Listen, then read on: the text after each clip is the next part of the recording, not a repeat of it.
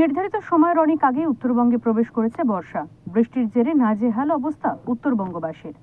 অতি বৃষ্টির ফলে জলমগ্ন হচ্ছে জলপাইগুড়ির একাধিক এলাকা। তবুও সচেতন হচ্ছে না জলপাইগুড়ি পুরসভা। বেহাল নিকাশি ব্যবস্থা, জলমগ্ন পুরসভার একাধিক ওয়ার্ড। শুক্রবার সকাল থেকে চলাফেরায় চরম দুর্ভোগে পড়তে দেখা গেল বাসিন্দাদের। নিকাশি ব্যবস্থা ঠিকঠাক না থাকার দরুন বৃষ্টির জল পাস হতে পারে না। সেই কারণেই রাস্তায় জল আটকে থাকার কারণে যাতায়াতের চরম দুর্ভোগ বলে অভিযোগ স্থানীয় বাসিন্দাদের। এই যে ভালোই অসুবিধা হচ্ছে যাইতে। মানে অল্প জল হলে কি বৃষ্টি হচ্ছে? হ্যাঁ, জল ভরে যাচ্ছে। মানে অল্প বৃষ্টিতেই জল? অল্প বৃষ্টিতে জল। এখন কতটা জল হয়েছে? এই তো দেখা যাচ্ছে মোটামুটি হাঁটু পর্যন্ত ছিল, একটু কমলো। এগুলো শহরের তো অন্যান্য জায়গায় খুব মানে জলের আজকে পরিমাণটা মানে নেই, কিন্তু আপনাদের এখানে কেন দেখা যায়? এই যে ড্রেনের জন্যই, এক সাইডে ড্রেন আছে, এক সাইডে ড্রেন নেই, জল যাবে কোথা থেকে? ফুল হয়ে যাচ্ছে জলে।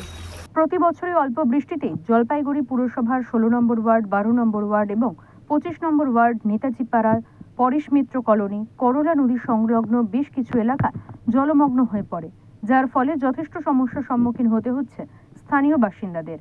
বহুবার পুরসভার দ্বারস্থ হলেও মেলেনি কোনো সুরাহা।